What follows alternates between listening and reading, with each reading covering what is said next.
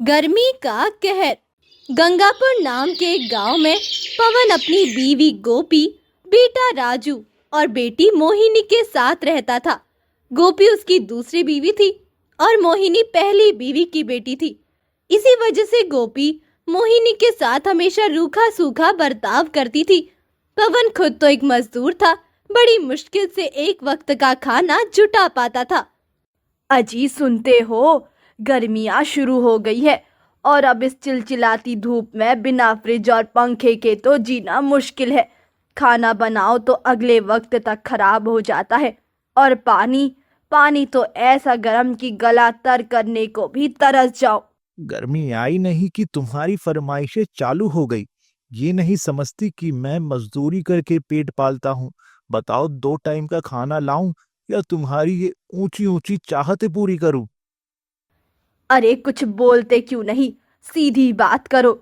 क्या इस गर्मी में हमारे घर में पंखा फ्रिज लगेगा या फिर इस बार भी हाथ से पंखा झलते झलते ही जान निकलेगी? तुमने कौन सा घर का काम करना है? पूरा दिन तो चारपाई पे बैठी रहती हो। घर का सारा बोझ तो मोहिनी पे है। खाना बनाना, सफाई करना सब वही करती है।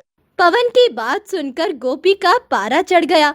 तुम्हें तो बस अपनी बेटी ही दिखती है, मेरी कोई कदर है ही नहीं। अगर ऐसा ही सुलूक करना था तो शादी क्यों की मुझसे? दोनों की लड़ाई बढ़ती जा रही थी। तभी मोहिनी बीच बचाव करने आ गई। बापू, आप दोनों छोटी छोटी बातों पे लड़ाई मत किया करो। माँ दिल से बुरी नहीं है, बस जो मन में होता है कह देती है। आप उनके कहे पर इतना गुस्सा मत किया करो। और माँ सही तो कह रही है, इतनी गर्मी में बिना पंखे की नींद ही नहीं आती, पूरी रात तड़पते रह जाते हैं। देखो, ये है मेरी बेटी। तुम जिसके खिलाफ हमेशा जहर उगलती हो, वही आज भी तुम्हारे हक में बोल रही है। गोपी को तो गुस्सा बहुत आया, लेकिन वो चुप रह गई, क्योंकि वो जानती थी कि इस वक्त अगर और कुछ बोली तो पवन फिर ज्यादा सुना देगा। राजू कहाँ है? घर में नजर नहीं आता। तुमने कहा था कि मैट्रिक के बाद वो कहीं ना कहीं नौकरी करेगा। मैं सोच रहा था कि बेटा बड़ा होकर मेरा सहारा बनेगा, लेकिन उसे तो दोस्तों से ही फुर्सत नहीं है। अब आप मेरा पीछा छोड़ के बेटे के पीछे पड़ गए। आपको तो घर में मोहिनी के अलावा कोई अच्छा लगता ही नहीं है। मेरा बेटा भी छोटा है, अब से ही कमाने को कहोगे तो उसे खेलने कूदने के दिन भी मजदूरी में निकल जाएंगे। मुझे लगता है कि मैंने अपने बेटे पर पैसा जाया किया है। पढ़ाई का कोई फायदा नजर नहीं आ रहा। ना उसकी शक्ल पर पढ़ाई ने असर डाला है, ना ही उसकी तालीम पर। पवन की ये बात सुनकर गोपी को बहुत गुस्सा आया था। तो आपने मोहिनी पर भी तो पैसा जाया किया है, आपने उसे क्यों पढ़ाया? उसने तो अगले घर जाना है, क्या फायदा इतना पैसा खर्च करने का? दोनों की लड़ाई एक बार फिर से होने लगी थी। मोहिनी उदासी से वहां से उठकर बावर्ची खाने में आ गई थी। पता नहीं ये माँ और बापू की लड़ाई कब खत्म होगी। छोटी छोटी बातों पर दोनों लड़ती हैं। एक तो घर में पैसे की तंगी है, ढंग का खाना नहीं है, ऊपर से इनकी लड़ाई झगड़े ने शांति को बिल्कुल बर्बाद कर दिया है। राजू भी बहुत अजीब है, उसे चाहिए कि वो बापू का हाथ बटाए, मगर माँ उसे कुछ करने दे तो सही। इसमें राजू का क्या दोष? पूरी रात मोहिनी कुछ सोचती रही थी। वो अपने बापू की तरफ देखती रही, जिनके हाथ मजदूरी करने की वजह से जख्मी भी रहते थे और वे बहुत ज्यादा थक जाते थे। मोहिनी को अपने बाप पर बहुत दया आती थी। वो सोचती थी कि वो अपने बाप के लिए क्या करे कि उसकी सारी समस्याएं हल हो जाए। अगले दिन मोहिनी अपनी सहेली पूजा के साथ गांव के एक प्राइवेट स्कूल में गई। माँ, मैं एक काम से जा रही हूँ, जल्दी वापस आ जाऊंगी। जल्दी वापस आ जाना, राजू को खाना देना होगा और इतनी गर्मी में मैं चूल्हे के पास नहीं जा सकती। माँ, मैं जानती हूँ, मैं जल्दी आ जाऊंगी, तुम चिंता मत करो। मगर स्कूल में मोहिनी को बहुत देर हो गई थी। वो बहुत खुश थी। जब घर वापस आई तो शाम हो चुकी थी। घर में उसका बापू, भाई और माँ तीनों थे। लो, आ गई आपकी बेटी। पूछो इससे, पूछो कहाँ गई थी ये सुबह से? अकेली घर से चली गई, मुझे बताकर भी नहीं गई, अब वापस आ रही है। हाँ। मुझे तुमसे ये उम्मीद नहीं थी बेटी। मुझे सबसे पहले ये बताओ कि तुम कहाँ और क्यों गई थी, और फिर मुझे ये बताओ कि तुम्हें इतनी देर क्यों हुई? पिताजी, आप मुझ पर शक मत करें। मैं आपका ये व्यवहार बर्दाश्त नहीं कर सकती। ठीक है, मुझे पहले मेरी बात का जवाब दो। मैं घर के हालात की वजह से तंग थी। मैं भी चाहती हूँ कि हमारे घर में भी गर्मी में पंखा, फ्रिज, हर एक चीज हो। इसीलिए मैं स्कूल में गई थी, वहां पर अपनी नौकरी की बात कर सकूं। उन्होंने मुझे नौकरी पर रख लिया और मुझे सारा काम भी समझा दिया। इसीलिए आज वापस आते हुए मुझे देर हो गई। अब मैं कल से स्कूल में पढ़ाना शुरू कर दूंगी।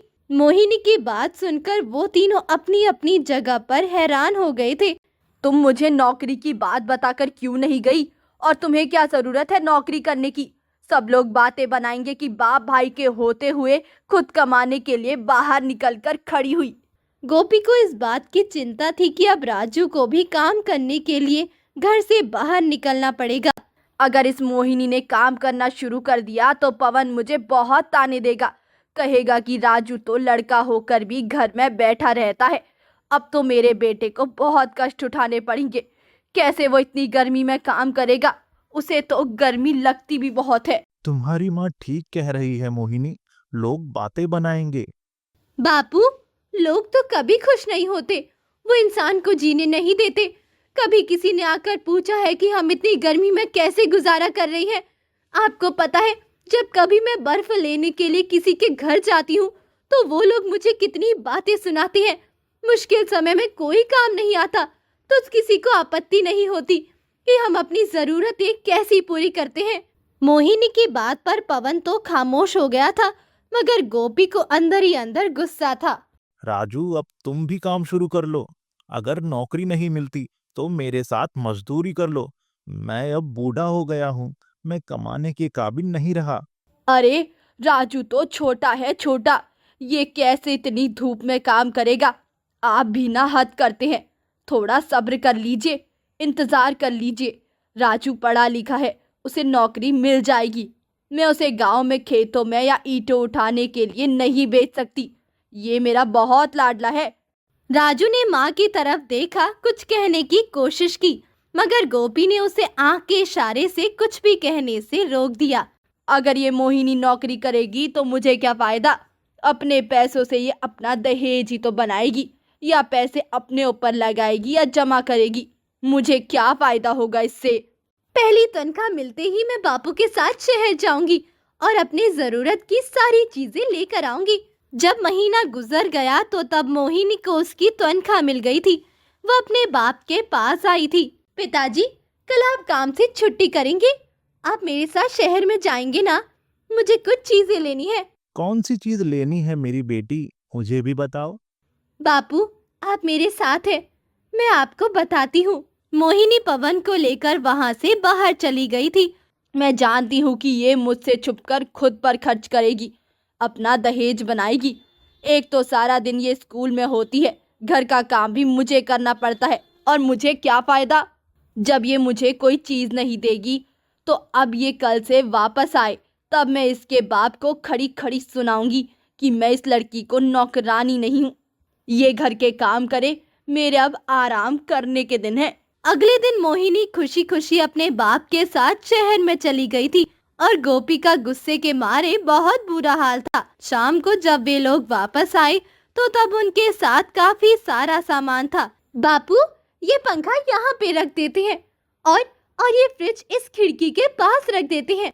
गोपी की तो आंखें फटी की फटी रह गई थी। अरे ये पंखा और फ्रिज कहाँ से आया? ये किसका है? माँ, ये हमारी चीजें हैं, मैं लेकर आई हूँ। हमारे घर में फ्रिज भी नहीं है और पंखा भी नहीं है, और इनके बिना तो गर्मियों में गुजारा बहुत मुश्किल है ना। मगर ये पैसे आए कहाँ से? ये चीजें तो बहुत महंगी है, और तुम्हारी तो इतनी तनख्वाह नहीं थी कि तुम एक साथ ये दोनों चीजें लेकर आओ। माँ, ये दोनों चीजें मैंने किश्तों पर ले ली है।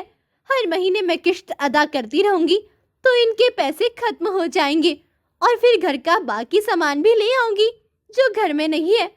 माँ, तुम्हें तो बिना पंखे के नींद नहीं आती और ठंडे पानी पीने की आदत भी बन गई है, इसलिए ये सब मैंने तुम्हारे और बापू के लिए किया है। पवन अपनी बेटी को घर से देख रहा था, जबकि गोपी की आंखों में आंसू थे। मुझे माफ कर दो बेटी, मुझे माफ कर दो। मैंने तुम्हें हमेशा गलत समझा, तुम्हें कभी अपना नहीं समझा, मगर आज तुमने साबित कर दिया कि तुम मेरी बेटी हो। गोपी मोहिनी को अपने गले से लगाकर रो रही थी जब वहां पर राजू आया। माँ, अब मुझे भी काम करने दो। जब तक नौकरी नहीं मिलती मैं तब तक बापू के साथ मजदूरी कर लूंगा, बापू का हाथ बटाऊंगा। मुझे तुम्हारी इजाजत की नजर है। ठीक है बेटा, मैं अब नहीं रोऊंगी। तुम भी कल से अपने बाप के साथ काम पर जाना। यह बात मैं तुम्हें कब से समझा रहा था, जो तुम्हें अब समझ में आई है। इस महंगाई के जमाने में घर के सारे सदस्य अगर एक साथ मिलकर इस महंगाई का मुकाबला करें तो वो आराम से अपना जीवन बिता सकते हैं। उनका जीवन भी कुछ हल हो सकता है। अब मुझे समझ में आ गया। अब मैं भी घर के कामों में मोहिनी का हाथ बटाऊंगी। जब ये स्कूल से आती है तो थकी हारी होती है, फिर भी घर के काम करती है, मगर अब मैं ये सब काम खुद ही करूंगी। नहीं माँ, मैं तुम्हें कोई काम नहीं करने दूंगी। तुम बस आराम करो और खुश रहो। हम सब तुम्हें खुश देखना चाहते हैं। वो चारों मिलकर अपने अपने हिस्से का काम करने लगे थे और यूं चंद दिनों में ही उनका घर खुशहाल हो गया था। जरूरत की हर चीज आ गई थी। मोहिनी के स्कूल के प्रिंसिपल ने उसे पसंद कर लिया। उसके लिए विवाह का संदेश भी भेजा तो पवन ने उसे मना लिया और फिर थोड़े समय के बाद मोहिनी का विवाह भी कर दिया गया। राजू को भी एक बहुत बढ़िया नौकरी मिल गई थी। यूं उनका जीवन अच्छे से गुजरने लगा था। तो दोस्तों, कैसी लगी आपको ये कहानी हमें कमेंट बॉक्स पर बताएं और साथ ही चैनल को सब्सक्राइब करें।